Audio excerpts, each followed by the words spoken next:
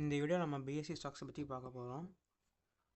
So கரண்ட்டாக BSc ஸ்டாக்கோட price வந்து 4454 ரூபா. ஸோ இன்றைக்கி வந்து பிஎஸ்சி ஸ்டாக்ஸ் 2% ஏறி இருக்குது, அரௌண்ட் 90 ருபீஸ் கிட்டே ஏறி இருந்துச்சு. ஸோ லாஸ்ட் 1 வீக்காக பயங்கரமாக அடி வாங்கிருந்துச்சு ஸ்டாக்ஸ். ஸோ இப்போ இந்த ஸ்டாக்கோடைய புக் வேல்யூ ஃபஸ்ட்டு பார்க்குறோங்க. அது வந்து 274 ருபீஸ். ஸோ புக் வேல்யூ வந்து 274 ருபீஸ் தான், ஆனால் அதோட கரண்ட் ப்ரைஸ் வந்து 4454. ஸோ லிட்டரலி 20 டைம்ஸ்க்கு மேலே அது ஹை வேல்யூவில் இருக்குது. ஸோ அது வந்து ஒரு நல்ல இது ஒரு it's not a good sign of buying. அதுக்கப்புறம் பி ரேஷியோ பார்க்குறோம். ஸோ பிஎஸ்சியோட similar companies like CDSL, KFin technology, கேம்ப் சர்வீசஸ் கம்பேர் பண்ணும்போது இது ரொம்ப ஹையாக இருக்குது. ஸோ இதுவும் வந்து ஒரு not a good sign of buying.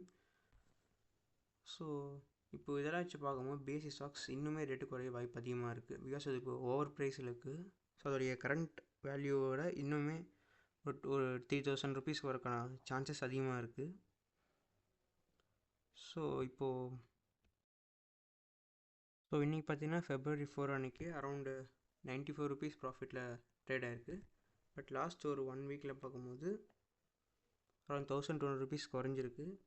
And last 1 மந்தில் நம்ம ஒரு நேரோ டிப் பார்க்குறோம் கீழே.